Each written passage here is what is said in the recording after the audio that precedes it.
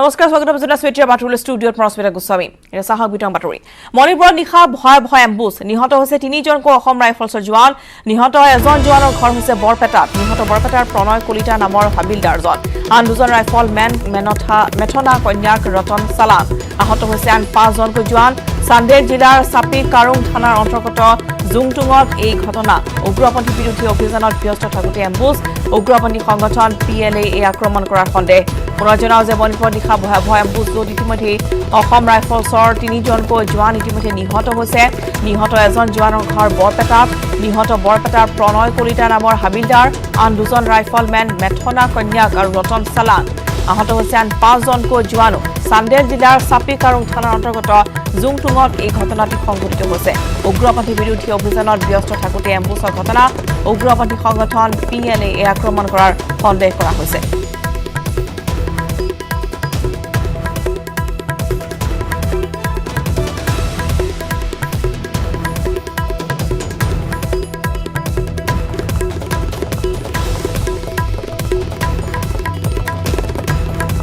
জনাইছো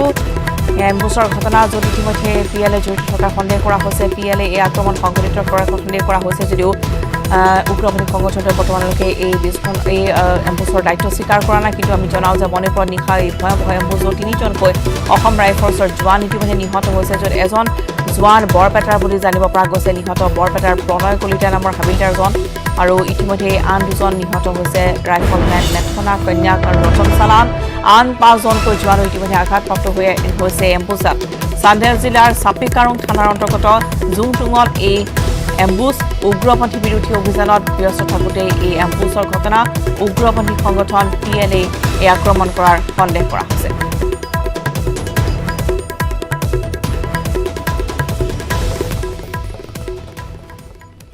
ভাৰতৰ বিগত 24 ঘণ্টাত 52,123 জন আক্ৰান্ত হৈছে কোভিড-19ত আক্ৰান্ত হৈ মৃত্যু সাৱটি লৈছে 775 জন লোকে দেশত কোভিড-19ত আক্ৰান্ত হৈ মৃত্যু হৈছে 34,968 জনৰ ভাৰতত বৰ্তমানলৈকে 15,83,792 জন আক্ৰান্ত হৈছে আৰোগ্য লাভ কৰিছে 10,20,582 জন লোকে বৰ্তমান চিকিৎসাধীন হৈ আছে 5,28,242 জন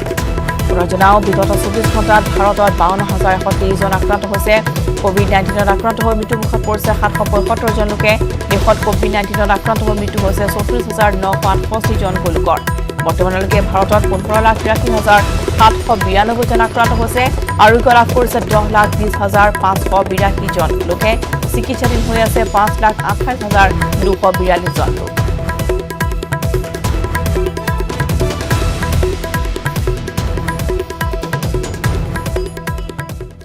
কৃত্ৰিম বানপানীৰ কবলত পৰিছে ডিফু মেডিকেল কলেজ ডিফু আৰু ধৰমনলা নৈৰ বাঢ়নি পানীয়ে বুৰাই পেলাইছে হস্পিটেলৰ লগতে সমগ্ৰ ডিফু চহৰ হস্পিটেলত একাঠু পৰ্যন্ত পানী হোৱাত হাহাকাৰ লাগিছে ৰোগী অভিভাৱক লগতে চিকিৎসা কৰ্মীৰ মাজত এই হস্পিটেলখনতে কৰা হয় কৰোনাৰ পৰীক্ষা আনহাতে ডিফু চহৰৰ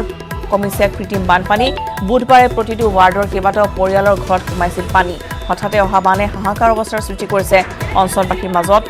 ডিফুত কৃত্ৰিম বানপানী হস্পিটেলৰ ভিতৰৰ অৱস্থা আমি দেখুৱাইছো আনফালে দেখিবলৈ পোৱা গৈছে যে চহৰতো বৰ্তমান বহুকেইটা ৱাৰ্ডত বহু লোকৰ ঘৰৰ ভিতৰলৈ পানী সোমাইছে আৰু হস্পিটেলৰ দৃশ্য দেখুৱাইছো ডিফু মেডিকেল কলেজত এনেদৰে ভিতৰলৈ পানী সোমাই গৈছে য'ত ইতিমধ্যে চিকিৎসাধীন হৈ থকা ৰোগী তথা অভিভাৱকসকলৰ মাজত ইতিমধ্যে হাহাকাৰ লাগিছে আনহাতে ডিফু মেডিকেল কলেজৰ লগতে ডিফু চহৰৰ মাজতো এনেদৰে বানপানী কৃত্ৰিম বানপানীৰ দৃশ্য য'ত ঘৰৰ ভিতৰতো ইতিমধ্যে বহুকেইটা ৱাৰ্ডৰ ঘৰৰ ভিতৰতো বানপানী সোমাইছে বহু আচবাব পত্ৰ বিনষ্ট হৈছে লোকৰ আজি কিছু বানপানী হ্ৰাস পাইছে যদিও বুধবাৰৰ দিনটোত ইতিমধ্যে দেখিবলৈ পোৱা গৈছে সকলো ডিফু চহৰৰ বাট পথত এনেদৰে বানপানী য'ত কৃত্ৰিম বানপানীত এতিয়া হাহাকাৰ লাগিছে ডিফু চহৰৰ লগতে যিসমূহ চিকিৎসালয়ত ভৰ্তি হৈ আছিল ৰোগী আৰু অভিভাৱকসকলৰ মাজত আৰু গাড়ী চলাচল কৰাটো যথেষ্ট অসুবিধাৰ সন্মুখীন হৈছে অঞ্চলবাসী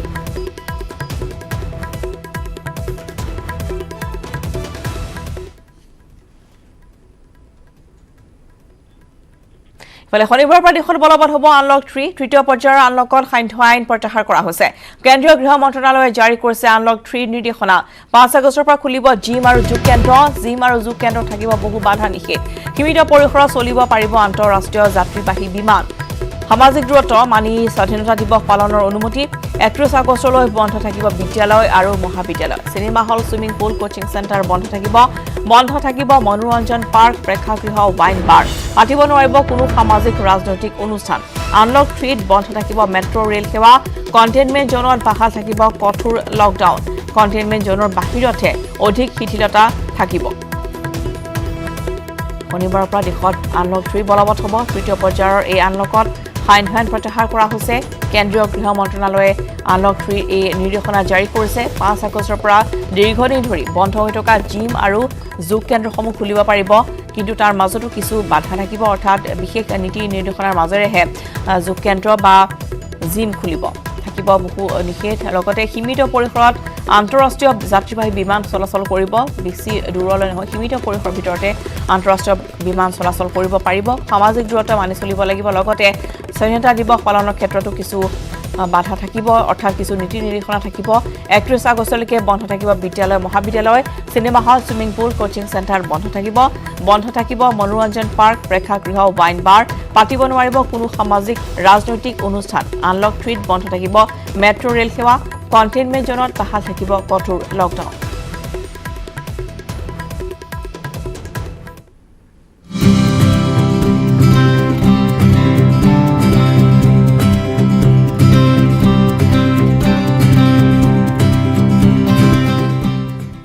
নতুন ৰাষ্ট্ৰীয় শিক্ষা নীতিত কেন্দ্ৰৰ অনুমোদন কেবিনেট বৈঠকত অনুমোদন নতুন শিক্ষা নীতিত মানৱ সম্পদ বিভাগ হ'ব শিক্ষা মন্ত্ৰণালয় উচ্চ শিক্ষাত হ'ব ব্যাপক সালসলনি সকলোৰে বাবে গুণগত সাৰ্বজনীন শিক্ষা এক ৰাষ্ট্ৰীয় পাঠ্যক্ৰমৰ জৰিয়তে প্ৰাথমিক শিক্ষাৰ মান উন্নত কৰা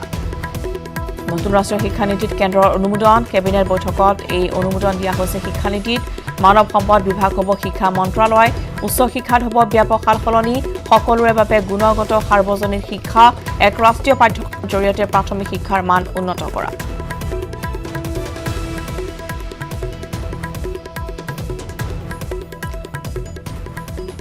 নতুন ৰাষ্ট্ৰীয় শিক্ষা নীতি 10+2 ঠাইত হ'ব 5+3+3+4 পদ্ধতিৰ শিক্ষা অৰ্থাৎ প্ৰথম 5 বছৰত প্ৰাক প্ৰাথমিক প্ৰথম আৰু দ্বিতীয় শ্ৰেণী থাকিব পিছৰ তৃতীয় বছৰ থাকিব 3টা বছৰ থাকিব তৃতীয় চতুৰ্থ পঞ্চম তাৰ পিছৰ 3 বছৰ থাকিব ষষ্ঠ সপ্তম আৰু অষ্টম শেষৰ 4 বছৰ থাকিব নৱম দশম একাদশ আৰু দ্বাদশ দশম শ্ৰেণী বা হাইস্কুল শিক্ষান্ত পৰীক্ষা বুলি কোনো পৰীক্ষা নাথাকিব অষ্টম শ্ৰেণীৰ পৰা দ্বাদশলৈ 8টা ষান্মাসিকত হ'ব পৰীক্ষাসমূহ প্ৰতি বছৰে হ'ব 2টাকৈ ষান্মাসিকৰ পৰীক্ষা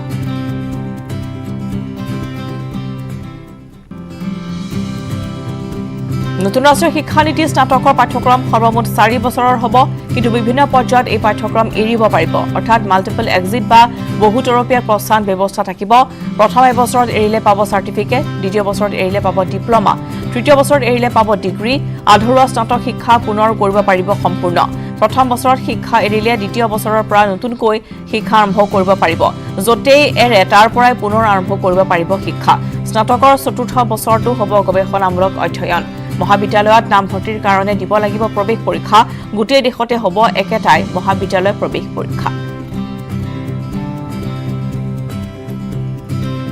শিক্ষা ব্যৱস্থাত মাতৃভাষাই পাব অগ্ৰাধিকাৰ পঞ্চম শ্ৰেণীলৈকে মাতৃভাষাত হ'ব শিক্ষা পঞ্চম অষ্টম শ্ৰেণীত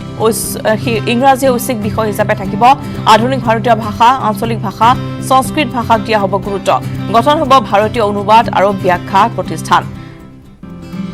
তিনিটা ভাষাৰ ফৰ্মুলাত সংস্কৃত অবিচ্ছেদ্য অংগ হ'ব শিক্ষাৰ সমল কিতাপ দৃশ্য শ্ৰাব্য সমল ভাৰতীয় ভাষাত উপলব্ধ হ'ব ছাত্ৰ ছাত্ৰীৰ বিজ্ঞানসন্মত উদ্ভাৱনী মস্তিষ্কৰ বিকাশত গুৰুত্ব দিয়া হ'ব পৰম্পৰাগত ভাৰতীয় জ্ঞানক বিভিন্ন পৰ্যায়ত অন্তৰ্ভুক্ত কৰা হ'ব বিভিন্ন পৰ্যায়ত ভাৰতীয় ভাষা সংস্কৃত কলা দৰ্শন আদিক প্ৰাধান্য ছাত্ৰ ছাত্ৰীসকলে কিছুদিন বিৰতি লৈ শিক্ষামূলক ভ্ৰমণ কৰিব পাৰিব দেশৰ 45,000 মহাবিদ্যালয়ক অধিক ক্ষমতা প্ৰদান কৰা হ'ব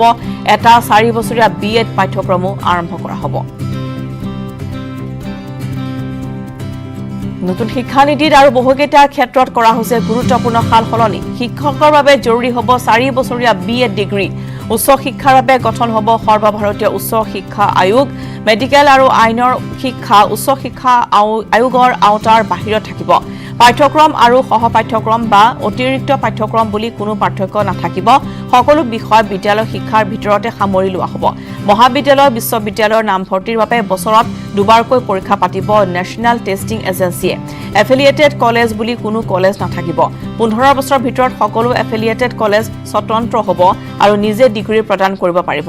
100 বিদেশী বিশ্ববিদ্যালয়ক ভাৰতত কেম্পাছ খোলাৰ অনুমতি deemed university technical university affiliating university আদি নাথাকিব একাডেমিক বেংক অফ ক্ৰেডিট স্থাপন কৰা হ'ব য'ত থাকিব শিক্ষাৰ্থীৰ নম্বৰৰ তথ্য মাৰ্কশ্বিটৰ সলনি থাকিব ৰিপৰ্ট কাৰ্ড য'ত কেৱল নম্বৰৰ উপৰিও থাকিব দক্ষতা আৰু অন্য গুণাৱলীৰ তথ্য ষষ্ঠ শ্ৰেণীৰ পৰাই কাৰিকৰী শিক্ষাৰ পাঠ্যক্ৰম অন্তৰ্ভুক্ত হ'ব ষষ্ঠ শ্ৰেণীৰ পৰা কম্পিউটাৰ কোডিং শিকোৱা হ'ব 21 শতিকাৰ দক্ষতা হিচাপে ভকেশনাল বা বৃত্তিমূলক শিক্ষাৰ লগতে গণিতৰ শিক্ষাৰ ওপৰতো যথেষ্ট গুৰুত্ব দিয়া হ'ব নতুন শিক্ষা নীতিত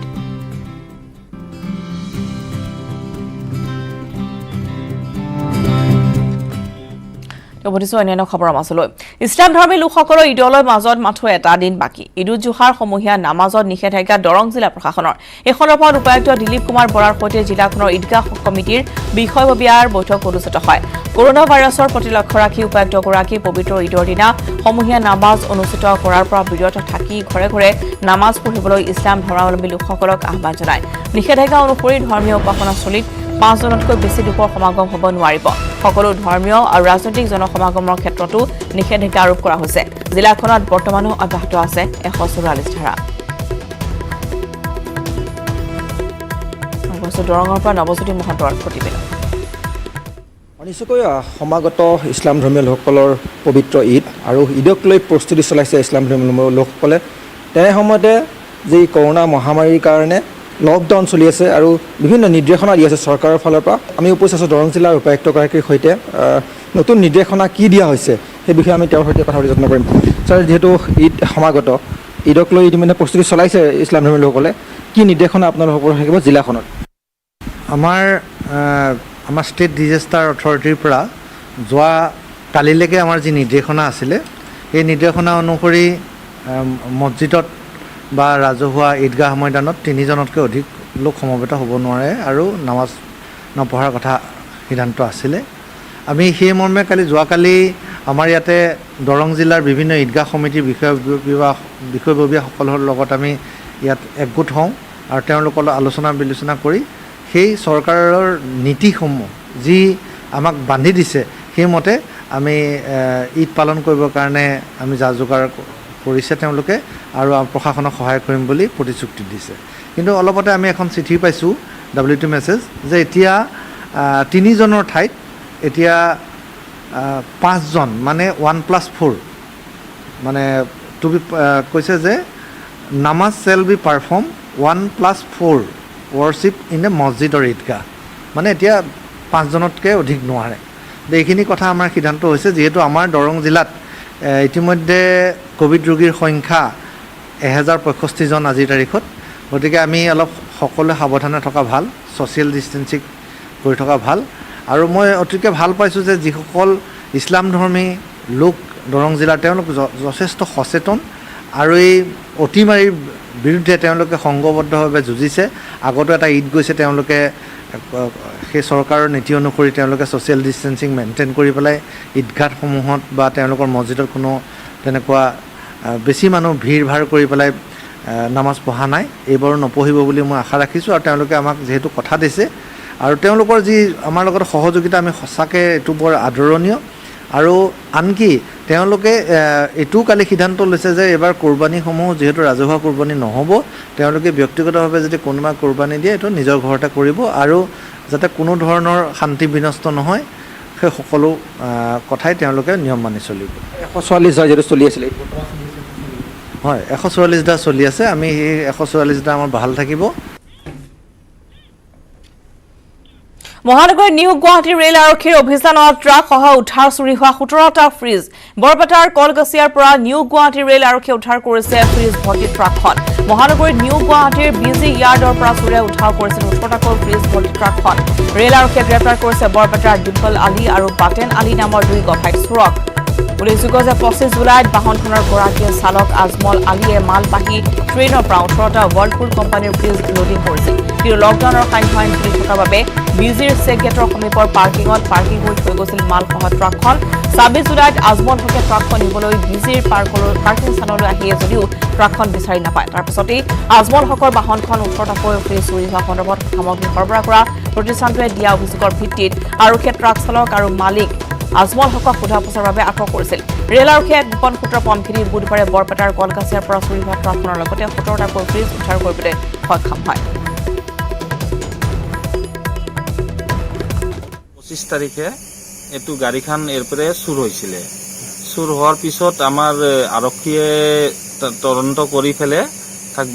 বিচাৰ চেচাৰ কৰিলে। তাৰ পিছত কি হলে তাৰ ড্ৰাইভৰ মালিক নিজে হয়, গাড়ী মালিকো হয়, ড্ৰাইভৰো হয় নিজে। সি তেখেতক আৰক্ষীয়ে ধৰি ৰাখি দিলে, এৰেষ্ট কৰিলে। এৰেষ্ট কৰাৰ পিছত ৰাখি দিলে। তাৰ পিছত খবৰ পালে কি চেঙা বহৰীত গাড়ীখন পালে, খবৰ পালে আৰক্ষীয়ে। তাৰপিছত চেঙা বহৰীত গ'লে গাড়ীখন পালে, তাৰ পৰা গাড়ী উদ্ধাৰ কৰিলে, গাড়ীখন আনিলে। তাৰ পিছত চুৰৰো খবৰ পালে, চুৰো ধৰিলে। ধৰাৰ পিছত আপোনাৰ মালখিনি সব ৰিকভাৰী কৰি দিলে। এইখিনিত আপোনাৰ 18টা ফ্ৰিজ আছিলে, ফ্ৰিজত আপোনাৰ 17টা পাইছে, এটা নাপালে। আৰু চুৰ এটা বিচাৰ খোচাৰ কৰি আছে আৰক্ষীয়ে। তাৰপিছত 17টা পালে আৰু আপোনাৰ চুৰ 2টা ধৰিলে এতিয়া বৰ্তমান। শেহতীয়াভাৱে ভাৰতৰ সৰ্বশক্তিমান যুদ্ধ বিমান ৰাফেলৰ লগত জড়িত হৈছে অসমৰ নাম। ফ্ৰান্সৰ পৰা ভাৰত আহি পোৱা ৰাফেল বিমানৰ 5খনৰ পাইলটৰ বাবে লোগো প্ৰস্তুত কৰি ভাৰতবৰ্ষৰ বাবে গৌৰৱপূৰ্ণ মুহূৰ্তৰ সাক্ষী হ'ল বাছুগাঁৱৰ 22 বছৰীয়া যুৱক। সৰুৰে পৰা আৰ্ট কৰি ভাল পোৱা সৌৰভ সৰোদিয়া নামৰ যুৱকজনৰ কৃতিত্বত আনন্দিত হৈ পৰিছে চিৰাংবাসী। প্ৰায় এটা সপ্তাহৰ ভিতৰত গল্ডেন এৰো হিচাপে পেটছ ডিজাইন কৰিছে সৌৰভে। ইয়াৰ পূৰ্বেও সৌৰভে তেজছ স্কোৱাড্ৰন, সূৰ্যা এৰোবেটিক টিমকে ধৰি বিভিন্ন পেটছ ডিজাইন কৰিবলৈ সক্ষম হৈছে। হিমালয়ান ইগলৰ লগতে সোণালী কাৰ আৰু ভাৰতৰ জাতীয় পতাকাৰ সৈতে ৰাফেল যুদ্ধ বিমানৰ চিত্ৰ সন্নিৱিষ্ট কৰি সুন্দৰকৈ লোগো প্ৰস্তুত কৰিছে। সৰুৰে পৰা বায়ু সেনাৰ চাকৰিৰ প্ৰতি আকৰ্ষিত হৈ থকা সৌৰভে ভাৰতবৰ্ষৰ এক গৌৰৱপূৰ্ণ মুহূৰ্তত এইদৰে অংশীদাৰ হ'বলৈ সক্ষম হোৱাত অতিশয় আনন্দিত হোৱা বুলি জানিবলৈ দিয়ে। আগবঢ়াইছে এখন উপানন্দ শৰ্মাৰ ৰিপৰ্ট। ফ্ৰান্সৰ পৰা 5খনকৈ ৰাফেল বিমান ইতিমধ্যে ভাৰতবৰ্ষ আহি পাইছে আৰু ভাৰতবাসীৰ বাবে এয়া গৌৰৱৰ খবৰ। আৰু ইয়াৰ লগতে অসমবাসীৰ বাবে এক আনন্দৰ খবৰ যে ৰাফেল বিমান চলাই অহা 5গৰাকীকৈ পাইলটৰ যি তেওঁলোকে পৰিধান কৰা পেচ আছে সেয়া প্ৰস্তুত কৰি উলিয়াইছিল চিৰাং জিলাৰ বাছুগাঁৱৰ এজন যুৱক আৰু সৌৰভ সৰোদিয়া তেওঁৰ নাম। আৰু আনন্দৰ খবৰ আৰু গোটেই অসমবাসী ভাৰতবাসীক গৌৰৱান্বিত কৰিছে। আৰু মই এতিয়া উপস্থিত আছোঁ তেওঁলোকৰ ঘৰত আৰু এয়া দৃশ্য দেখুৱাবলৈ বিচাৰিছোঁ। যুৱকজনে নিজৰ প্ৰচেষ্টাতে ইয়াৰ পূৰ্বেও এই ধৰণে কাম তেওঁলোকে কৰিবলৈ সক্ষম হৈছিলে। আৰু এইবাৰ যিহেতু যে ফ্ৰান্সৰ পৰা যি ৰাফেল বিমান ভাৰতবৰ্ষই ক্ৰয় কৰিলে আৰু এই সময়ত যুৱকজনৰ এই কৃতিত্ব সকলোৱে শলাগিছে। আৰু মই যুৱকজনৰ প্ৰথম প্ৰতিক্ৰিয়া নিউজ 18ৰ তৰফৰ পৰা জানিব বিচাৰিম, তুমি এই কামত কেনেদৰে জড়িত হ'লা? तो मैं काफ़ी बचपन से ही मेरे को एयरफोर्स ज्वाइन करने का मन था। मैं काफ़ी मूवीज़ वगैरह देखता था एंड गेम्स वगैरह भी खेलता था, तो मेरे को काफ़ी इंस्पिरेशन मिलता था कि एयरफोर्स में ज्वाइन करूं। बट ओवर द टाइम मेरे को पता चला कि मेरी काफ़ी आई साइट वीक है, तो मैं एयरफोर्स ज्वाइन नहीं कर पाऊँगा। बट मेरा मोराल डाउन नहीं हुआ। मैं सोचा कि एटलीस्ट मैं किस तरीके से कंट्रीब्यूट करूं। सो मैं ये एविएशन आर्ट एंड डिज़ाइन वगैरह ये सब मैंने स्टार्ट किया। तो फिर मैंने मैंने एक मूवी देखी थी जो टॉप गन, जिसमें टॉम क्रूज़ ने काफ़ी पैचेस पहन रखे थे, जो कि यूएस की मूवी थी। तो मेरे को उससे काफ़ी इंस्पिरेशन मिला कि मेरे को भी उस टाइप के कूल टाइप के पैचेस बनाने चाहिए, ताकि मतलब it can also set A trend and all. तो मैंने वही स्टार्ट किया। तो 2016 में मैंने पहला पैच बनाया। उसके बाद मैंने तेजस का जो फर्स्ट स्क्वाड्रन था उसके लिए मैंने पैच बनाया। मैंने फिर सूर्य किरण एरोबेटिक टीम के लिए पैच बनाया। तब से लेके मैंने आज तक तकरीबन 300 से लेके 400 पैचेस बनाए हैं, जिसमें से लास्ट ईयर मैंने ये रफाल के लिए बनाया था, जो कि मेरे लिए काफ़ी गर्व की बात है। कहाँ आपका ये इस विषय में कहाँ आपका ट्रेनिंग वगैरह? नहीं, ये एवरीथिंग इज सेल्फ टॉट। मैं काफ़ी इंटरनेट सर्फ करता था, मैं देखता था कि कहाँ पे है। मैं हमेशा हर एक फॉरेन एयरफोर्स के पैचेस वगैरह देखता हूँ, तो मैं हर मतलब एवरीथिंग इज सेल्फ टॉट। मतलब मैंने खुद ही इंस्पिरेशंस वगैरह देखा कि मैंने खुद ही बनाया ये सब। आपका पढ़ाई अभी कहाँ? मैंने ग्रेजुएशन कंप्लीट कर लिया। मैं presently as a 3D designer एक गेमिंग फर्म में काम कर रहा हूँ न्यू दिल्ली में। এয়া পৰিয়ালৰ মই সদস্যসকলক দেখুৱাবলৈ বিচাৰিছোঁ আৰু তেওঁলোকেও আচলতে তেওঁলোকৰ পৰিয়ালৰ সদস্যৰ যি সফলতা যথেষ্ট আনন্দিত হৈ পৰা পৰিলক্ষিত হৈছে। আৰু বশিষ্ঠৰ নিশা হঠাতে জ্বলিল এখন চিটি বাছ। শ্বৰ্ট চাৰ্কিটৰ ফলতে জুই লগাৰ সন্দেহ কৰা হৈছে। অগ্নিনিৰ্বাপক বাহিনীৰ তৎপৰতা জুই নিৰ্বাপন কৰা হয়। নিশাৰ ভাগত জ্বলি উঠিল এখন চিটি বাছ। যিখন চিটি বাছ শ্বৰ্ট চাৰ্কিটৰ ফলত জ্বলা বুলি সন্দেহ কৰা হৈছে আৰু ইতিমধ্যেই নিশাৰ ভাগতেই তৎপৰতাৰে তাত উপস্থিত হয় অগ্নিনিৰ্বাপক বাহিনী আৰু ইতিমধ্যে জুই নিৰ্বাপন কৰা হয় নিশা।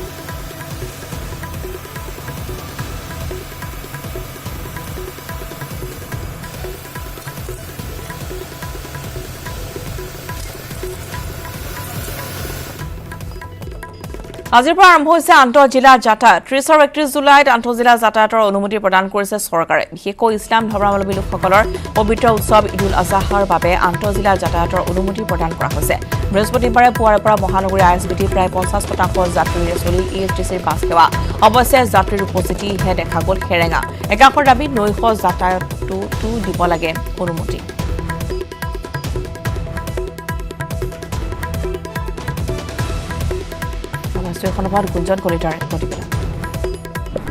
দুদিনৰ বাবে আন্তঃজিলা যাতায়াত অনুমতি প্ৰদান কৰিছে চৰকাৰে আৰু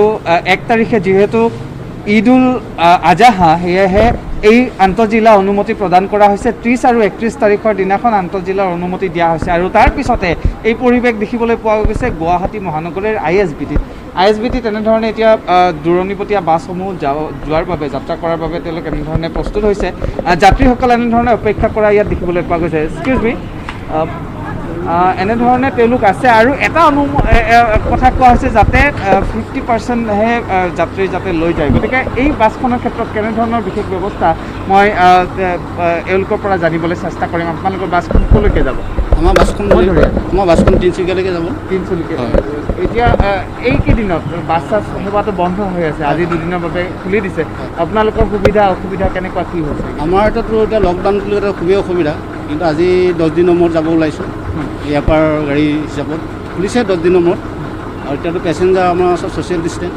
ডাবুলত এটাকে যাব দিছে, এটাকে লৈছোঁ। সেইটো পইচাটো মালিকৰ পইচাটো এটকাও নাবাচে, ওলোটা এতিয়া ঘৰৰ পৰা পইচা ভৰাই আমি তেল ভৰাই গাড়ী চলাই আছোঁ বৰ্তমান আমাৰ ছাৰ্ভিচটোৰ কাৰণে, যাতে ভৱিষ্যতে ছাৰ্ভিচটো বেয়া নহওক সেইবুলি আমি তেনেকৈ চলাওঁ। আৰু কেইবাজনো মানুহ মই তাত পাইছোঁ, তেওঁলোকে এটা কথা কৈছে যে যদি ৰাতি গাড়ী চলাৰ যদি অনুমতি দিয়ে তেতিয়াহ'লে বহুত ভাল হয় বুলি তেওঁলোকে কৈছে। হয়, ৰাতি চলিলে আমাৰো ভাল হয়। তেতিয়া আমাৰ দিনত যিখিনি কষ্ট কৰা হয় ৰাতি তেতিয়া আমাৰ তাৰমানে আৰাম কেলে হয়, দিনটো ধৰি লওক আমি আৰাম কৰিব পাৰোঁ। এতিয়া দিনত গাড়ী চলোৱা আপোনাৰ জীৱ জন্তু আপোনাৰ আৰু তাত মানুহ ভিৰ, আৰু পৰাপক্ষত আমাৰ যিখিনি নাইট ছুপাৰ চালকসকলে ৰাতি চলোৱা হেবিটটো আছে, ৰাতি সিহঁতে চলাবলৈ সুবিধা পায়, ভাল পায়।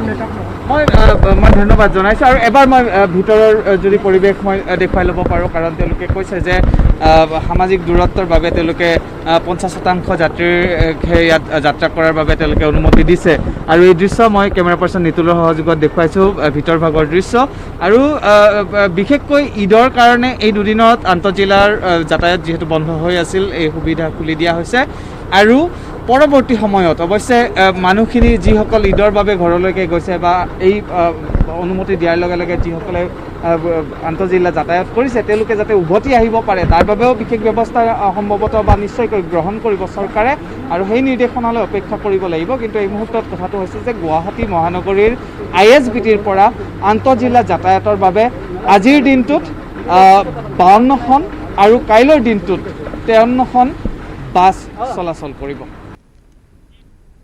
জৰাজীৰ্ণ পথে জীয়াটো ভোগাইছে মাৰ্ঘেৰিটা সমষ্টিৰ লংগাঁও জনতাক একাঠো বোকাৰ মাজেৰে অহা যোৱা কৰিব লগা হয় ৰাইজে বিধ্বস্ত পথৰ বাবে গাঁওখনলৈ যাব নোৱাৰে এম্বুলেন্স অঞ্চলটোৰ ৰাইজে দীৰ্ঘদিন ধৰি পথটো মেৰামতি কৰাৰ নিবেদন জনাই আহিছে যদিও কাণসাৰ নাই বিভাগীয় কৰ্তৃপক্ষ আৰু জনপ্ৰতিনিধিৰ নিৰ্বাচনৰ সময়ত ৰাইজক পথটো নিৰ্মাণৰ প্ৰতিশ্ৰুতি দিছিল যদিও আজি কুপতি শিলপুটি এটাও নপৰিল ৰাইজে বোকাৰ মাজেৰে হাতত জোতা চেণ্ডেল লৈ দোকান পোহাৰ হাট বজাৰলৈ আহিবলগীয়া পৰিস্থিতিৰ সৃষ্টি হয় পথৰ দুৰৱস্থাৰ বাবে এম্বুলেন্সো যাব নোৱাৰাৰ ফলত গাঁৱৰ কোনো লোক অসুস্থ হলে চিকিৎসালয়লৈ চাঙিত কঢ়িয়াই আনিব লগা নহয় এনে পুখুৰী সদৃশ পথছোৱা অতি শীঘ্ৰে মেৰামতি কৰিবলৈ বিভাগীয় কৰ্তৃপক্ষক তথা জনপ্ৰতিনিধিক অনুৰোধ জনাইছে তিনিটা গাঁও পঞ্চায়ত অন্তৰ্গত লুংগন গাঁৱৰ যোৱা যিখিনি পথ এই পথৰ আপুনি দৃশ্য চাই তেতিয়া আপুনি গম পাব যে কিমানখিনি সফল হৈছে আমাৰ স্থানীয় বিধায়ক ভাস্কৰ শৰ্মা ডাঙৰীয়া গতিকে আপোনাক আমি এটা কথা অনুৰোধ জনাব বিচাৰিছোঁ আপুনি আহিবতো কেতিয়াও নোৱাৰে আৰু আপোনাৰ সাহসো নাই আৰু এইখিনি গাঁৱৰ মানুহবোৰ ইয়াত পঢ়া শুনা কৰা ছাত্ৰ ছাত্ৰীসকল এই গাঁৱৰ যি মানুহবোৰে শাক পাচলি বজাৰলৈ যায় কোকৰাঝাৰৰ শ্ৰীৰামপুৰত মণিপুৰী গাঞ্জা ভৰ্তি ট্ৰাকৰ সৈতে দুজনক আটক কৰিছে আৰক্ষীয়ে বুধবাৰে শিমলু টাপু আৰক্ষী চকীৰ ভাৰপ্ৰাপ্ত বিষয়াৰ নেতৃত্বত শিমলু টাপুত অভিযান চলাই আটক কৰিছে গাঞ্জা ভৰ্তি ট্ৰাকখনৰ গোপন চেম্বাৰত বৃহৎ পৰিমাণৰ মণিপুৰী গাঞ্জা চোৰাংকৈ সৰবৰাহ কৰিছিল ট্ৰাকখনৰ পৰা প্ৰায় 600 কিলোগ্ৰাম গাঞ্জা জব্দ কৰিছে ট্ৰাকখনৰ চালক নৰজিত সিং আৰু সহ চালক মনদীপ সিঙক আটক কৰিছে আৰক্ষীয়ে আটকাধীন দুজন পঞ্জাৱৰ বৰনালাৰ বাসিন্দা বুলি জানিব পৰা গৈছে অধিক তথ্যৰ বাবে আৰক্ষীয়ে ইতিমধ্যে দুয়োকে সোধা পোছা অব্যাহত ৰাখিছে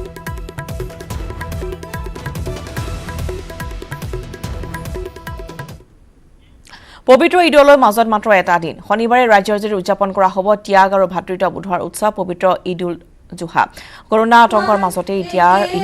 ঈদক লৈ নাই কোনো ধৰণৰ বিশেষ উৎসাহ উদ্দীপনা তথাপিও ইছলাম ধৰ্মাৱলম্বী লোকসকলে অনুষ্ঠিতকৈ হ'লেও ঈদ উদযাপন কৰিবলৈ প্ৰস্তুতি চলোৱা পৰিলক্ষিত হৈছে ঈদ উপলক্ষে গ্ৰামাঞ্চলৰ যুৱতী মহিলাসকলে ঘৰতে ৰং বিৰঙী পিঠা পনা বনোৱাত ব্যস্ত হৈ পৰিছে যুৱতী মহিলাসকলে একেলগ হৈ জিকিৰ গাই এনেদৰে পিঠা পনা বনোৱাত ব্যস্ত হৈ পৰিছে ইফালে বজাৰসমূহতো কিছু পৰিমাণে ভিৰ হোৱা পৰিলক্ষিত হৈছে কিন্তু তাৰ বিপৰীতে ঈদগাহ ময়দান আৰু মছজিদসমূহত পূৰ্বৰ দৰে নাই কোনো জাকজমকতা কিয়নো চৰকাৰৰ নিয়ম অনুসৰি ঈদগাহ নাইবা মছজিদত হ'ব নোৱাৰিব জনসমাগম সেয়েহে ইছলাম ধৰ্মাৱলম্বী লোকে চৰকাৰৰ নীতি নিৰ্দেশনা সন্মান জনাই সকলোৱে ঘৰতে আদায় কৰিব ঈদৰ নামাজ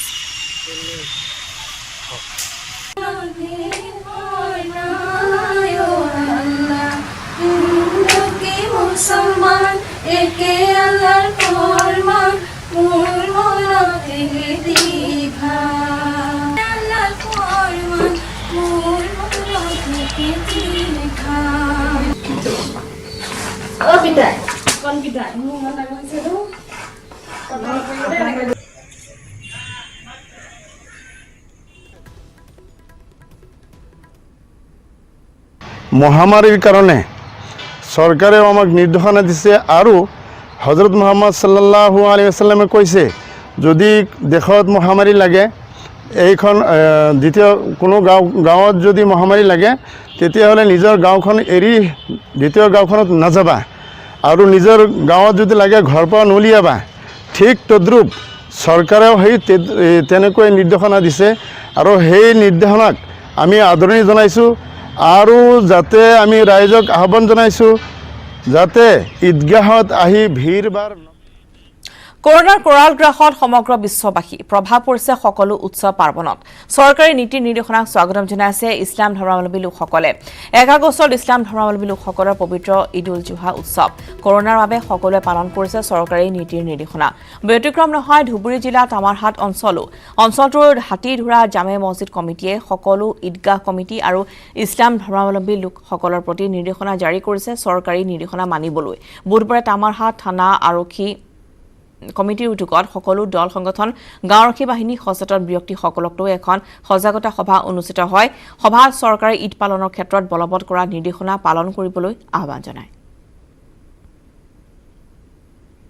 ইছলাম ধৰ্মৰ পৰ্ব ঈদুল আজহা গতিকে আমি এই ঈদুল আজহাৰ নামাজ চৰকাৰী যি নীতি নিৰ্দেশনা দিছে ইতিমধ্যে তিনিজনকৈ একেলগ হৈ নামাজ আদায় কৰিব লাগিব এইখিনি আমাৰ মছজিদ কমিটিয়ে ইতিমধ্যে অৱগত কৰিছে গতিকে আমি সেই নীতি নিৰ্দেশনা পালন কৰি আমি নামাজ আদায় কৰিম আৰু এই ঈদুল আজহাৰ উপলক্ষে আমি ঈশ্বৰৰ ওচৰত কামনা কৰিম আমাৰ অসমবাসী তথা ভাৰতবৰ্ষৰ লগতে গোটেই বিশ্বই যাতে এই সংহাৰী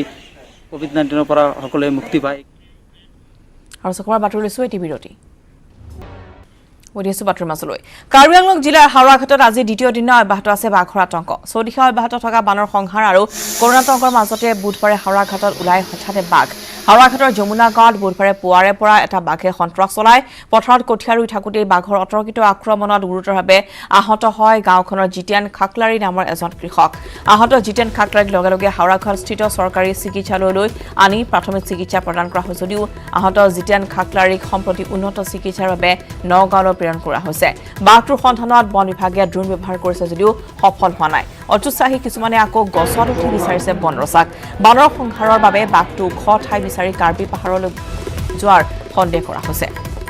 কোনোবাই জনাও যে এনেদৰে এগৰাকী ব্যক্তি ইতিমধ্যে আঘাতপ্ৰাপ্ত হৈছে হাওৰাঘাটত দ্বিতীয় দিনৰ বাঘৰ আতংক অব্যাহত আছে ইতিমধ্যে এগৰাকী ব্যক্তি ইতিমধ্যে বাঘৰ আক্ৰমণত গুৰুতৰভাৱে আঘাতপ্ৰাপ্ত হৈছে আৰু পুৱাৰে পৰা ইতিমধ্যে বন বিভাগে বাঘৰ সন্ধান কৰিছে যদিও কোনো ধৰণৰ সন্ধান এতিয়ালৈকে ওলাব পৰা নাই ড্ৰোনৰ সহযোগত এনেদৰে জংঘলৰ মাজত বাঘটো বিচৰাৰ চেষ্টা কৰিছে জিতিয়ান খাকলাৰী নামৰ এগৰাকী গাঁৱৰ লোক আঘাতপ্ৰাপ্ত হোৱাৰ পিছতে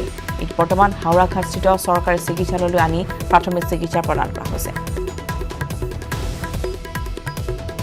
আমি কঠীয়া তুলি আছিলোঁ কঠীয়া তুলি থাকোঁতে মানে নদী সিপাৰৰ পৰা মানে বাঘটো আহিছে তেতিয়া ভাই ককা দুইটা আমি কঠীয়া উঠাই আছিলোঁ তাৰপিছত মই ঘৰলৈ গুচি আহিলোঁ তেনেকুৱা সময়তে মানে সি ওখ আছিলে কঠীয়াটো তেতিয়া মানে সি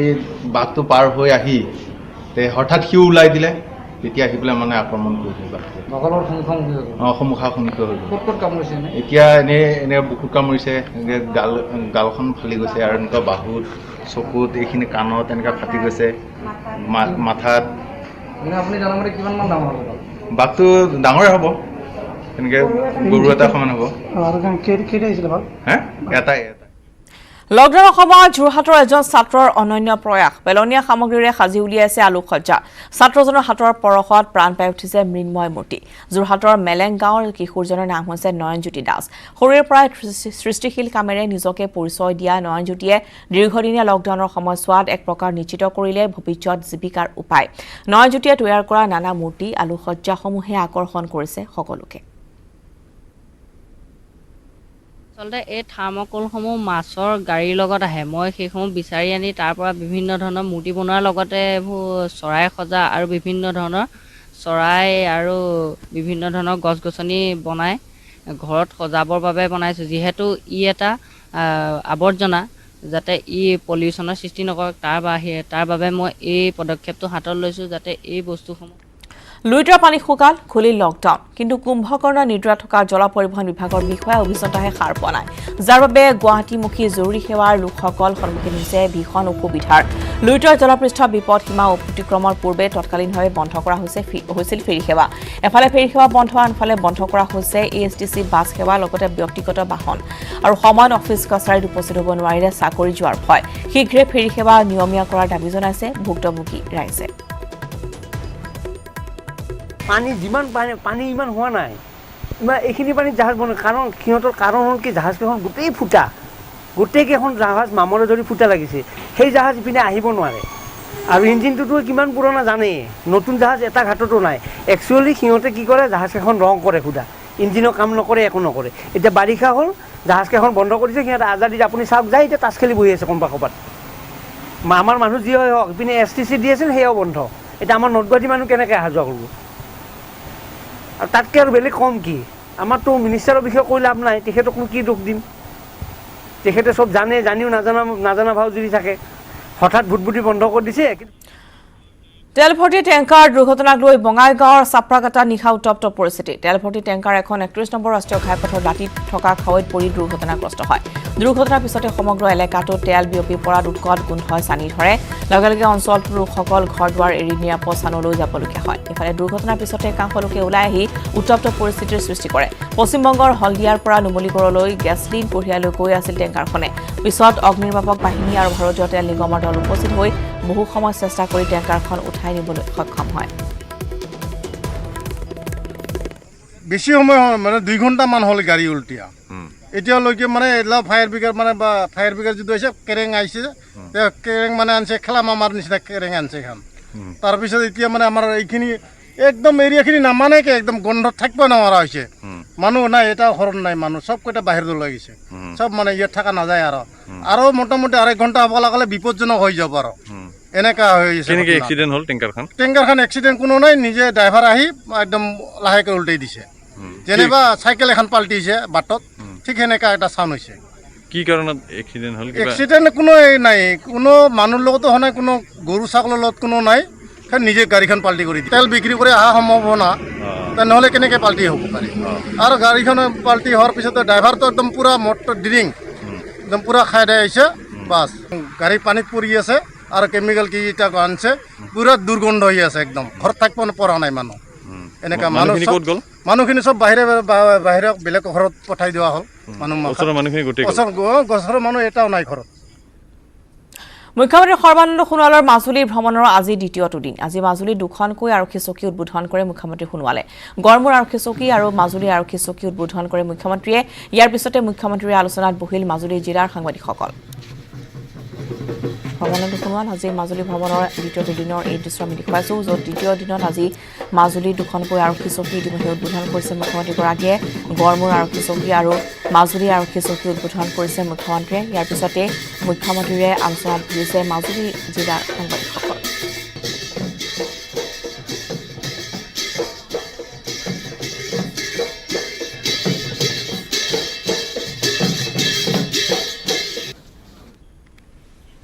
মহানগৰীৰ নেহেৰু ষ্টেডিয়ামত হ'ব কোভিড কেয়াৰ চেণ্টাৰ ইতিমধ্যে চলাই থকা হৈছে নিৰ্মাণ কাৰ্য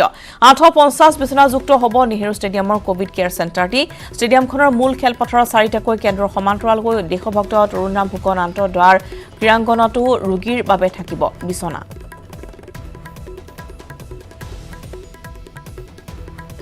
আগবাইছো নেহেৰু ষ্টেডিয়ামৰ পৰা গুঞ্জন কলিতাৰ ৰিপৰ্ট ইতিমধ্যে ৩৬,০০০ ঘৰ অতিক্ৰম কৰিছে ৰাজ্যত কৰোনা আক্ৰান্তৰ মুঠ সংখ্যাই আৰু ইতিমধ্যে আপোনালোকো জ্ঞাত হৈছে যে সৰু সজাই খানাপাৰাকে ধৰি কেইবাখনো খেলপথাৰ ৰূপ দিয়া হৈছে চিকিৎসালয়ৰ অৰ্থাৎ কোভিড কেয়াৰ চেণ্টাৰৰ আৰু এইবাৰ আমি আপোনালোকক দেখুৱাব বিচাৰিছোঁ গুৱাহাটী মহানগৰীৰ নেহেৰু ষ্টেডিয়ামত এনেধৰণে এতিয়া কোৱাৰেণ্টাইন কেন্দ্ৰ প্ৰস্তুত কৰি থকা হৈছে কোৱাৰেণ্টাইন এই চেণ্টাৰ ইয়াত প্ৰস্তুত নিৰ্মাণ কৰি থকা হৈছে যিটো 22 তাৰিখৰ পৰা 22 জুলাইৰ পৰা এই ইনডোৰ আৰু আউটডোৰ দুয়োফালে এয়া ভিতৰ দেশভক্ত তৰুণৰাম ফুকন ইনডোৰ ষ্টেডিয়াম আৰু ইয়াত এনেধৰণে দেখিছে যে বিচনাসমূহ ইতিমধ্যে সাজু কৰি ৰাখিছে আৰু বাহিৰতো আনখন স্ক্ৰীণত আমি দেখুৱাম যে বাহিৰত কেনেধৰণেনো নিৰ্মাণ কাৰ্য চলি আছে সেইখিনি দেখুৱাম নেহেৰু ষ্টেডিয়ামত মুঠতে 850তকৈও অধিক ৰোগী ইয়াত থাকিব পাৰিব আৰু এই যে বিচনাসমূহ দেখিছে ইতিমধ্যে প্ৰায়খিনি সম্পূৰ্ণ হৈ উঠিছে আৰু কাইলৈ বা পৰহিৰ ভিতৰত ইয়াত ৰোগী আনিব বুলি আমি গম পাইছোঁ যে ইয়াতো ৰোগী আনি ৰখা হ'ব কোভিড আক্ৰান্ত ৰোগী আৰু যিসমূহ এই যিটো চেণ্টাৰটো আছে ইয়াত যিসকল লোক থাকিব তেওঁলোকৰ বাবে 2টা বাথৰুম লেট্ৰিনৰ ব্যৱস্থা থাকিব 2টা লেট্ৰিন আৰু বাথৰুম থাকিব তেওঁলোকে আটাইখিনিয়ে সেই 2টা ব্যৱহাৰ কৰিব লাগিব যিখিনি ভিতৰত থাকিব ইনডোৰৰ ষ্টেডিয়ামৰ ভিতৰত থাকিব আউটডোৰৰ যিখিনি নিৰ্মাণ কাৰ্য চলি আছে সেইখিনি দৃশ্য দেখি আপোনালোকে গম পাইছে যে কেনে ক্ষিপ্ৰ গতিত কাম চলি আছে আৰু কোভিড আক্ৰান্তৰ সংখ্যা যদিও বা বৃদ্ধি হৈ আছে অসমত তথাপি কিন্তু আমি আন এটা কথা মনত ৰখা উচিত যে সুস্থ হৈ উঠা লোকৰ সংখ্যাও কিন্তু কোনো গুণে কম নহয় আৰু সুস্থ হৈ উঠা এই লোকৰ সংখ্যাই যি হাৰত সুস্থ হৈ উঠা লোকৰ সংখ্যা বৃদ্ধি হৈছে এটা আশা সকলোৱে কৰিছে যে কোভিড আক্ৰান্ত হৈ সুস্থ হৈ সকলোৱে ঘূৰি যাব পাৰিব গতিকে কোভিড আক্ৰান্ত কোনো হ'লেও চিন্তাৰ প্ৰয়োজন নাই আৰু এনেধৰণে এতিয়া স্বাস্থ্য বিভাগে গুৱাহাটী মহানগৰীৰ নেহেৰু ষ্টেডিয়াম ইতিমধ্যে স্বাস্থ্যমন্ত্ৰী ডক্টৰ হিমন্ত বিশ্ব শৰ্মাই যেতিয়া সৰু সজাইত কোৱাৰেণ্টাইন কেন্দ্ৰ তাত স্থাপন কৰিছিল তেতিয়াই কৈছিল যে এটা বিকল্প হিচাপে পিছত যদি সংখ্যা বাঢ়ি যায় তেতিয়াহ'লে বিকল্প হিচাপে ল'ব লাগিব নেহেৰু ষ্টেডিয়াম আৰু সেই কথা মৰ্মে সেই তেওঁ ঘোষণা কৰা মৰ্মে এতিয়া নেহেৰু ষ্টেডিয়ামো ৰূপ পাইছে চিকিৎসালয় ৰাজ্যত দৈনিক ভয়ংকৰ ৰূপত বৃদ্ধি পাইছে কৰোনা আক্ৰান্তৰ সংখ্যা বুধবাৰে ৰাজ্যত 1348 জন কৰোনাত আক্ৰান্ত হৈছে 36295 জনলৈ বৃদ্ধি পাইছে কৰোনা আক্ৰান্তৰ সংখ্যা গুৱাহাটী 348 জন কামৰূপত 127 জন আক্ৰান্ত বৰ্তমানলৈ কৰোনাই প্ৰাণ কাঢ়িছে 92 জন লোকৰ জনাইছো ৰাজ্যখনত দৈনিক ভয়ংকৰ ৰূপত কৰোনা আক্ৰান্তৰ সংখ্যা বৃদ্ধি পাবলৈ লৈছে বুধবাৰে ৰাজ্যত 1348 জন কৰোনাত আক্ৰান্ত হোৱাৰ বিপৰীতে 36295 জনলৈ বৃদ্ধি পাইছে কৰোনা আক্ৰান্তৰ সংখ্যা গুৱাহাটীত 348 জন কামৰূপত 127 জন আক্ৰান্ত হৈছে বৰ্তমানলৈ কৰোনাই প্ৰাণ কাঢ়িছে 92 জনৰ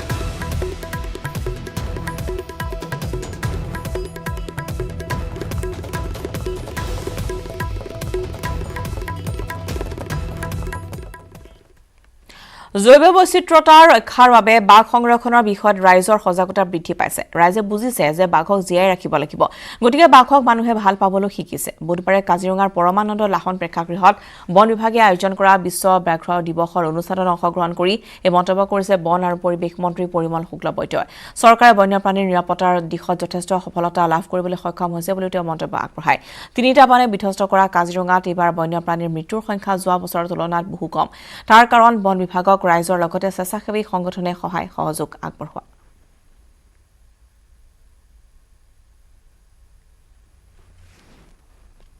ওপৰত আমাৰ বহুতখিনি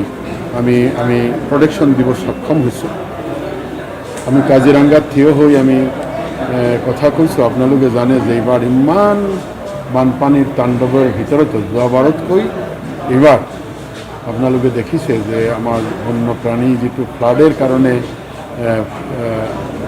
প্ৰয়াণ হয় এই ফ্লাডের কারণে বহুতখিনি কম মরিলে এবার আজির দিনত 143লৈকে হয়েছে 3টা ফেজ হওয়ার পাছত এটার মূল কারণটো হল আমার বিভাগের লগতে রাইজেও আমাক বা বিভিন্ন এনজিও বা অনুষ্ঠান প্রতিষ্ঠানে আমাক সহায় কৰি আছে বাঘেৰ প্ৰতি মানুহৰ ভয় আজিৰ দিনত বায়োডাইভাৰ্সিটি ৰক্ষা কৰাৰ ক্ষেত্ৰত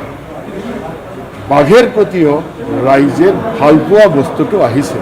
এই অনুভবটো আহিছে যে বাঘ আমাৰ জীয়াই ৰাখিব লাগিব কাৰণ আমাৰ দীৰ্ঘদিনীয়া লকডাউনৰ বাবে গভীৰ সংকটত পৰিছে ৰঙিয়াৰ বাছ আৰু ট্ৰাকৰ মালিক চালক আৰু কৰ্মচাৰীসকল আন্তঃজিলা যাতায়াত ব্যৱস্থা বন্ধ থকাৰ বাবে লোকচানৰ সন্মুখীন হৈছে বাছ আৰু ট্ৰাকৰ মালিকসকল ঋণ লৈ গাড়ী ক্ৰয় কৰা এইসকল মালিকে বেংকৰ কিস্তি পৰিশোধ কৰিব পৰা নাই যাৰ বাবে বেংক আদি প্ৰতিষ্ঠানে কিস্তি পৰিশোধ কৰাৰ বাবে হেঁচা প্ৰয়োগ কৰাত হাৰাশাস্তি খাবলগীয়া হৈছে ফলে উপাৰ্জন বন্ধ হৈ পৰা জীৱিকাক লৈ দুশ্চিন্তাত পৰিছে আনহাতে বাছৰ চালক পৰিচালক আৰু হেণ্ডিমেনৰ লগতে ট্ৰাকৰ চালক আৰু সহযোগীসকলৰো অৱস্থা একেবাৰে শোচনীয় হৈ পৰিছে বাছ আৰু ট্ৰাকৰ চলাচল বন্ধ থকাৰ বাবে তীব্ৰ আৰ্থিক সংকটত ভুগিবলগীয়া হৈছে এনে আৰ্থিক দুৰৱস্থাৰ বাবে এইসকল লোকে পৰিয়াল পোহপাল দিব নোৱাৰি হতাশ হৈ পৰিছে লাভ কৰা নাই কোনো ধৰণৰ চৰকাৰী সাহায্য গভীৰ সংকটত পৰা এইসকল লোকে চৰকাৰী সাহায্য দিয়াৰ বাবে দাবী জনাইছে বাছ মালিকৰ এনেকুৱা বিপৰ্যয় হৈছে আজি 3-4 মাহ হয়তো তেখেতসকলে মানে যিবিলাক ঋণ লৈ গাড়ী লোৱা হৈছিল কিস্তি বিচৰা নাছিল এতিয়া দিনত 3-4 বাৰকৈ আপোনাৰ ফোন আহে কিস্তি লাগে আন মানে আমাৰ এতিয়া সহস্ৰাধিক শ্ৰমিক আছে বাছত 3জনকৈ শ্ৰমিক আছে ড্ৰাইভাৰকে ধৰি এই শ্ৰমিকবিলাকৰ পানী ধৰা নচলা অৱস্থা তেখেতসকলে গাড়ী চলালে ঘৰত নিবলৈ খাদ্য বস্তু নিব পাৰে বজাৰ কৰি নচলালে নাই গতিকে আজি 5 মাহেদি তেখেতসকলৰ অৱস্থা যিটো হৈছে যাৰ কাৰণে আজি মই জানিব পৰা মতে 2 শ্ৰমিক মৃত্যুমুখত পৰিছে কোনোবা এজনৰ বেমাৰ হৈ কোনো এজনৰ ভোকাটোত মৰিছে গতিকে এইবিলাক চৰকাৰে অখিল গগৈ মুক্তিৰ দাবীত সমগ্ৰ ৰাজ্যতে সাব্যস্ত কৰা হৈছে প্ৰতিবাদ কা বিৰোধী আন্দোলনৰ সক্ৰিয় ভূমিকা গ্ৰহণ কৰি কাৰাৰুদ্ধ হৈ থকা অখিল গগৈৰ মুক্তিৰ দাবীত আৰু চৰকাৰৰ সুমতি বিচাৰি জাগিৰোডত বন্তি প্ৰজ্বলন কৰা হয় বুধবাৰে জাগিৰোডৰ বাৰুৱাৰী পূজা মণ্ডপত বন্তি প্ৰজ্বলন কৰি অখিল গগৈৰ মুক্তি আৰু আশু আৰোগ্য কামনা কৰে মৰিগাঁও জিলা কৃষক মুক্তি সংগ্ৰাম সমিতি অসম জাতীয়তাবাদী যুৱ ছাত্ৰ পৰিষদ আৰু জাগিৰোড নাগৰিক সমাজে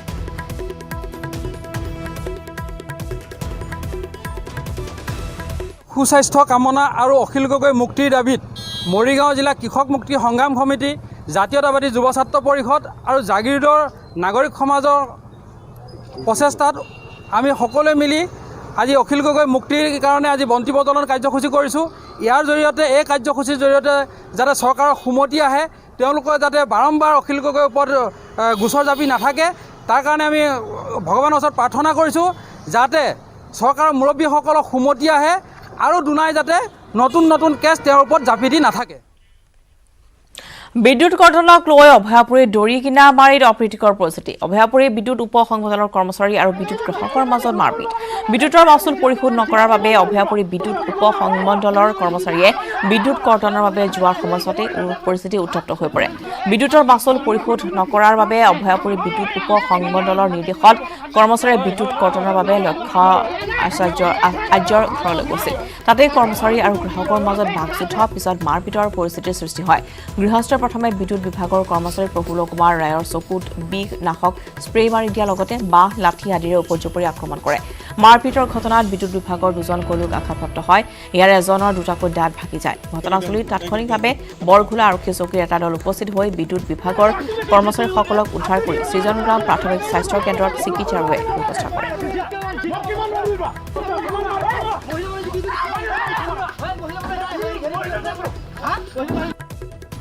কাৰেণ্টৰ বিল 6,000 কিমান দান হৈছে পইচাটোতো আজি এৰি নহয় কালি মই দি আহিম সেইটো নহ'ব হেৰি কিবা দিব লাগিব তেনেহ'লে মই ক'লোঁ 3,000 টকা দিওঁ 3,000 টকা দিলোঁ টাকাটো দিলোঁ দিয়াৰ পিছতে ৰিচিপ্ট খুজিছোঁ ৰিচিপ্টটো নিদিওঁ কৈছে ৰিচিপ্টটো এতিয়া মই ক'ত পাম আমাৰতো এইটো ৰিচিপ্ট জমা হ'ব তাৰপিছতে কম্পিউটাৰৰ পৰা ৰিচিপ্টটো ওলায় কয় নহয় মোক লিখি দি মই ক'লোঁ মই ক'ৰ পৰা লিখি দিম মই চহী কৰিলে হ'ব কয় নহয় আপুনি চহী নহয় এছডুক মাতক এছডু চহী কৰিলোঁ খুৰা আছিলে খুৰাক ক'লোঁ খুৰা পইচাটো নিদিয়ে তেতিয়াহ'লে আমাৰ লাইনটো কাটিব লাগিব কয় লাইন কেনেকৈ কাটে মানে অলপ অশ্লীল ভাষা কৈ পিনে ক'লে ঠেং কাটিম এটা কৰিম খুৰাই জাখলাটো গাড়ীৰ পৰা নুমাইছে জাষ্ট তেতিয়া আহি মানে ল'ৰাটোৱে কি নাম সেই মানুহজনৰ ল'ৰাটো আহি দাউৰি স্প্ৰে এটা লৈ আহিছে প্ৰথমতে মোক হামলা কৰিছে স্প্ৰে দি তাৰপিছত খুৰাক মানে স্প্ৰেটো দি সেই জাখলা উঠি হেঁচি ধৰি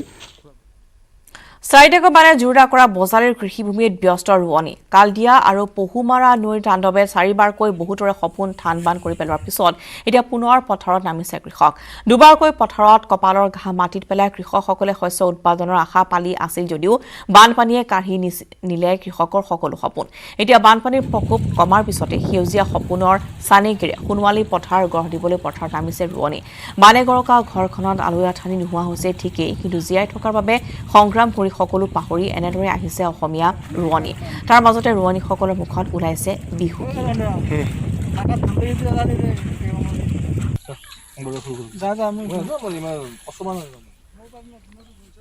সামৰিছোঁ এই সন্দৰ্ভত ধ্ৰুৱজ্যোতি তালুকদাৰৰ এক প্ৰতিবেদন চাৰিটাকৈ প্ৰলয়ংকাৰী বানে বিধ্বস্ত কৰা বজালীত এতিয়া কৃষকসকলে যথেষ্ট কষ্ট কৰি এতিয়া খেতি পথাৰত নামা পৰিলক্ষিত হৈছে আৰু আমি দেখিবলৈ পাইছোঁ যে এই বজালী মহকুমাৰ যি বীৰবিৰা এই বীৰবিৰা স্থানতে দেখিবলৈ পোৱা গৈছে এনেদৰে মহিলাসকলে আৰু লগতে কেইবাগৰাকীও পুৰুষ কৃষকে এতিয়া এনেদৰে পথাৰত নামি পৰিছে কঠীয়াৰ হাহাকাৰ পৰিস্থিতিৰ সৃষ্টি হৈছে বিভিন্ন স্থানৰ পৰা কঠীয়া ক্ৰয় কৰি এইসকল মহিলাই ইতিমধ্যে খেতি পথাৰত নামি পৰিছে বিভিন্ন সমস্যাৰ মাজত এতিয়াও বিভিন্ন স্থানত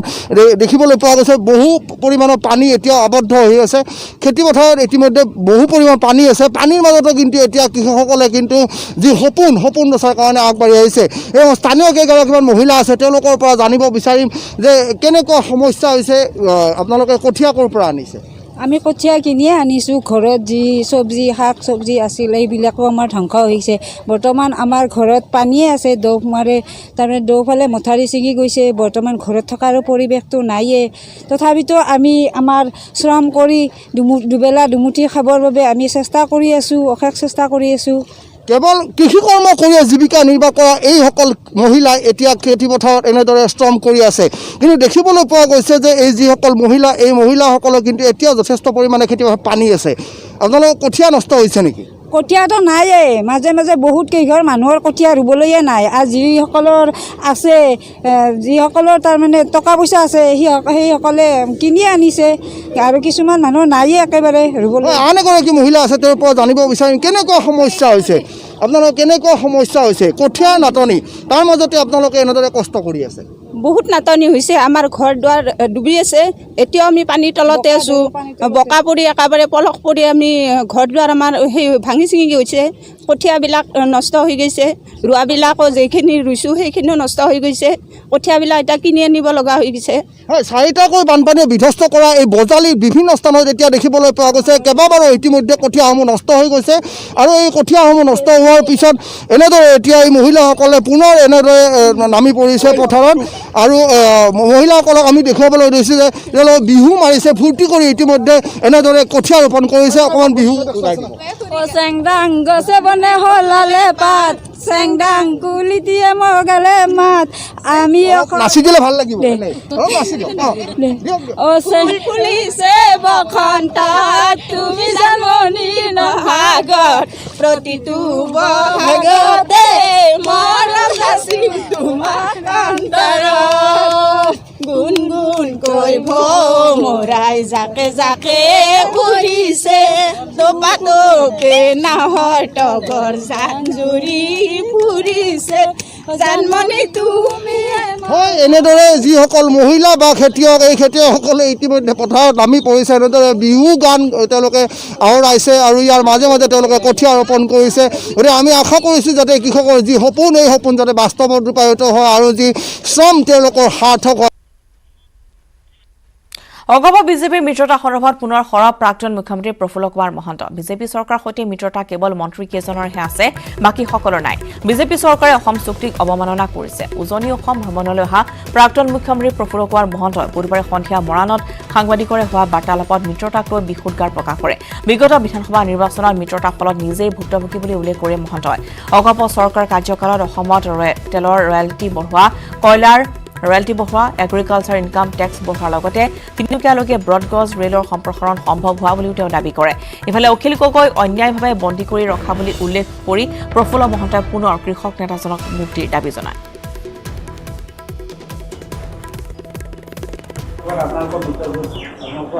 মিত্ৰ যিকেইজন মন্ত্ৰী আছে তেওঁলোকৰ আছে, বাকীবিলাকৰ তেনেকুৱা মিত্ৰতা নাই। আজি মোৰ সমষ্টিতে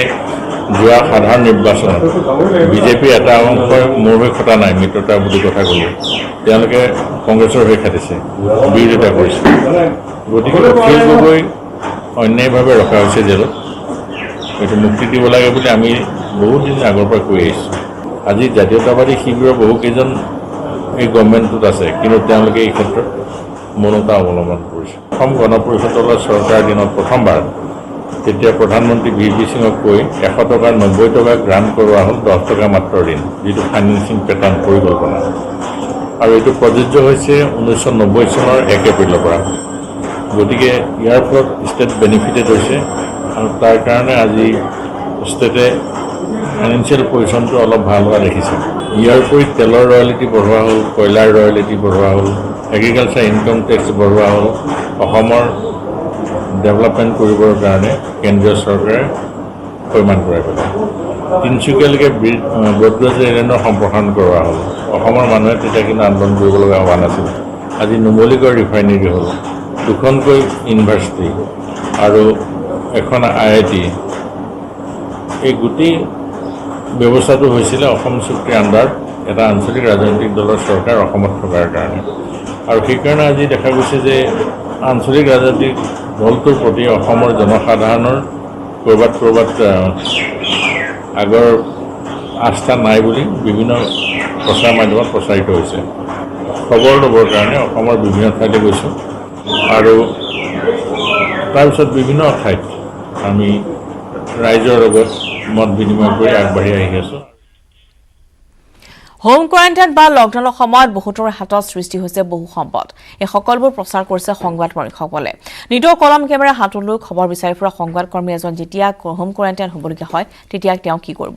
COVID-19ত আক্ৰান্ত হোৱাৰ পিছত কিয় ঘৃণাৰ দৃষ্টিৰে চোৱা হয় আক্ৰান্তজনক? মানসিক অশান্তিত ভুগিব লগা হয় নেকি? কিন্তু এনে সময়তেই আমাৰ বাইহাটা চাৰিআলিৰ সংবাদকৰ্মী শ্ৰীমন্ত দাসে হোম কোৱাৰেণ্টাইনৰ পৰা আৰম্ভ কৰি কোভিড হস্পিটেলত থকা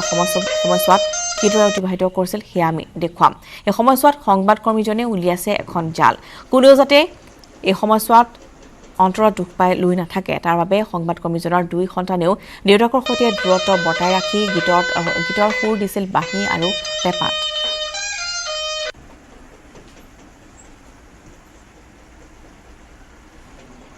আগন্তুক এই সন্দৰ্ভত ইনামুল ইছলামৰ প্ৰতিবেদন।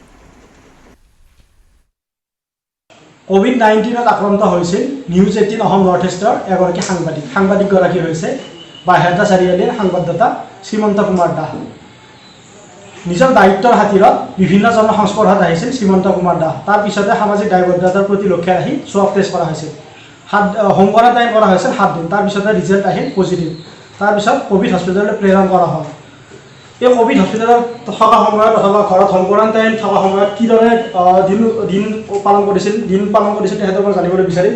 কি ক'ব এই ক্ষেত্ৰত? COVID-19 এটা বৃহৎ অভিজ্ঞতা আৰু যিদিনা মই চোৱাব দিছিলোঁ সেইদিনাই মানে মনতে এটা পৰিকল্পনা কৰিছিলোঁ এনেকুৱা ধৰণৰ এখন জাল পুঠি উলিয়াম বুলি। আৰু সেই হিচাপত হোম কোৱাৰেণ্টাইন হোৱাৰ 2 দিন পিছৰ পৰা মই জালখন লগাইছিলোঁ আৰু এতিয়া সম্পূৰ্ণ হৈছে আৰু অকণমান বাকী আছে।